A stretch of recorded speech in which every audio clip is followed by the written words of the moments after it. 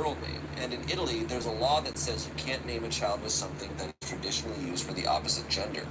So that's fascinating. It is crazy. Also, that neutral names do not exist in the language. Is Italy nuts? Yeah. You got shit. She's like, what do you mean? I tell her that Gigi in Italy is a nickname for Luigi. If she comes to Italy and introduces her child as Gigi, Italians will think she has a little boy named Luigi. At this point, poor M starts wailing. Luigi Hadid. Luigi Hadid. This is huge. At this point, poor M starts wailing, sobbing that I'm just being mean, I'm making fun of her, that I'm jealous of her, and saying that her daughter is not named after a stupid video game character. Oh, That's stupid. not stupid, he has a whole mansion. He is a man.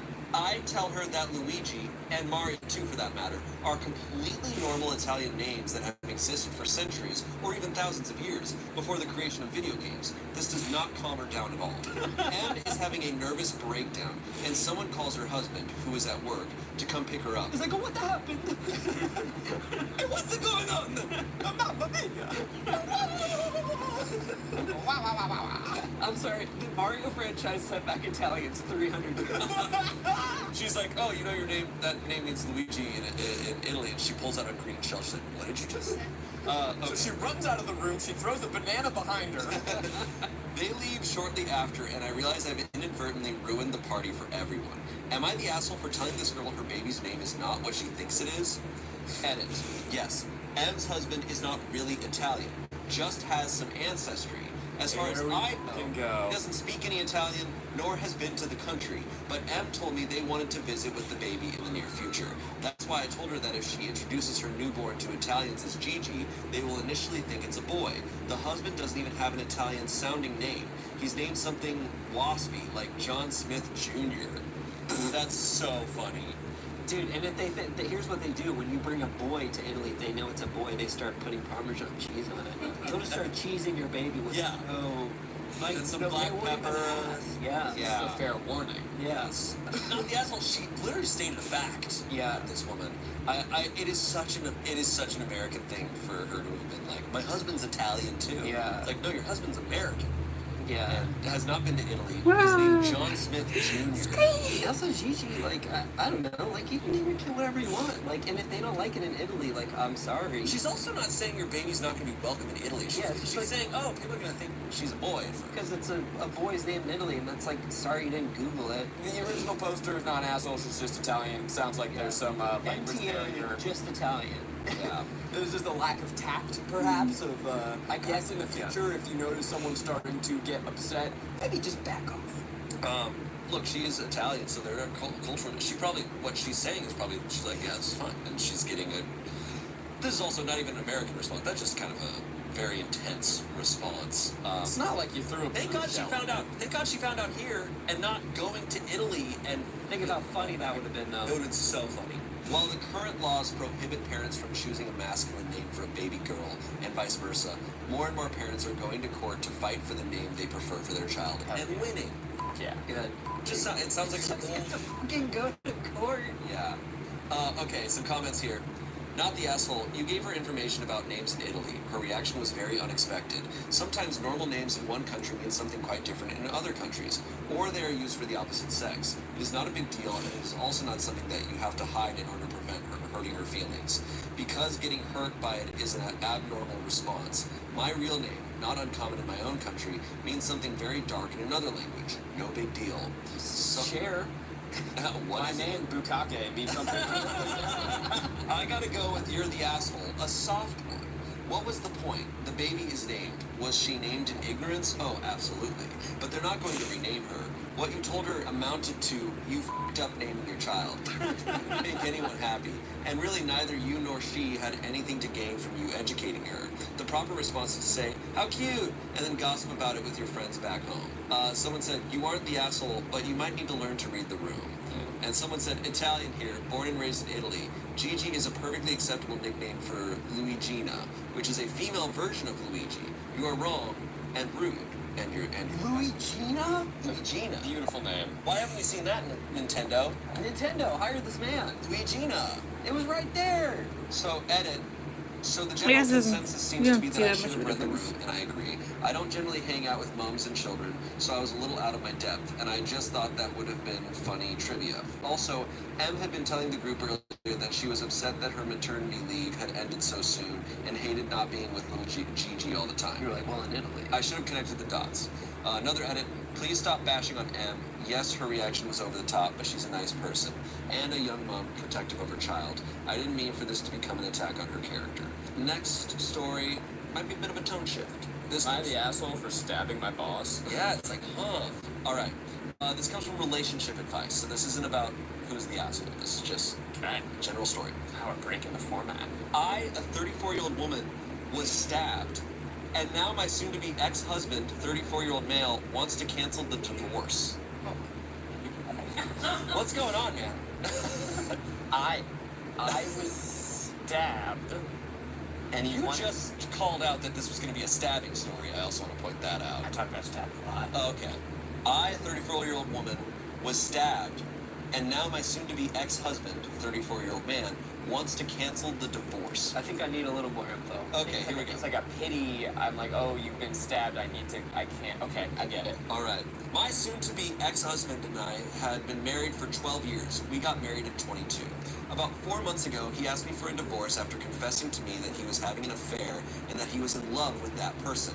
At first, I took it badly, but I have always said that if there is a third person in a relationship, someone is left out. I also didn't want to waste my energy begging for something I know won't come back. Good for you. His mother got sick, and I had to take care of her at night since the lady is quite picky with other people. She always treated me badly, but I still took care of her. This delayed the divorce a bit. I guess they were using me as a nurse or babysitter, lol. A month and a half ago, I was assaulted when I was going to work. I don't have a car. My husband always drove me, but he stopped after filing for divorce. I didn't have much with me, just my cell phone and about $10, so I was stabbed for not carrying much in your pockets. Latin American moment is what you put in parenthesis. No, I think that's what that was kind of Shane talking No, about. It that was is like, what wow, it the says American here. moment. It's what it says here. My emergency contact was my husband and the whole thing. He now doesn't want a divorce since he says that this altercation opened his eyes and that he really can't imagine a life without me. It was going to be an uncontested divorce since this type of divorce is totally free in my country and I'm stingy enough to not want to pay a lawyer's fees. But now he doesn't want a divorce. I'm living with my mother and my soon-to-be ex-husband comes every day to screw up my existence. What do I do to get rid of it? I already made it clear to him that I don't want anything from him. Besides, I already hired a lawyer to advise me, but he says Which it's is taking better. too long because he doesn't want a divorce. Interesting. So she got robbed and stabbed, and now he's suddenly like, oh my god, he almost died. I actually want to be with you. Stab him back. The husband or the robber? Both. Anyone. Okay. There's some comments here. OP said, Latin moment, that is Latin American moment. Things that happen in Spanish-speaking countries or third world countries, lol.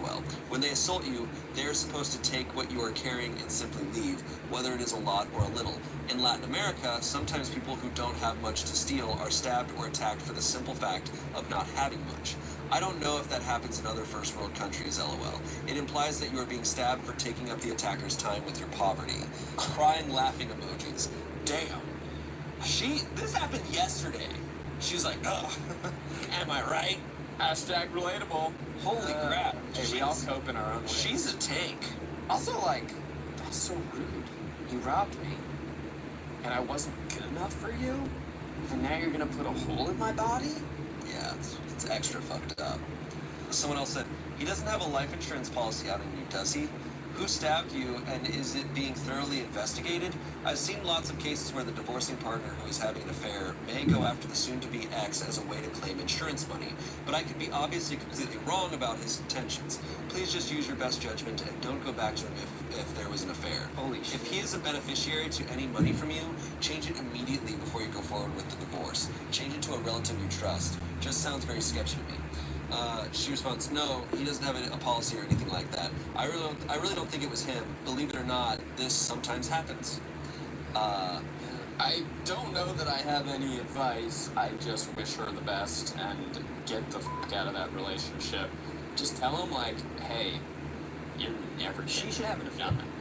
No, she shouldn't, because then he would potentially he has like a claim. Hey, ignore my advice. I'm sorry. Right? I'm sorry. I think that you just need to look him in the eyes and say, Ooh, yeah. and he's gonna be like, I'm out. Someone says, your ex knows you don't drive. You got stabbed because he no longer cares about you enough to make sure you're safe. Head for the hills. Stop looking after his mom and making his life easier when he doesn't do the same for you. You shouldn't have to almost die for him to realize he cares. Run, run, run. OP responded, I haven't been able to take care of his mother since the altercation, but I don't really mind taking care of her. My mother always says, do good things and you will get good things. Okay.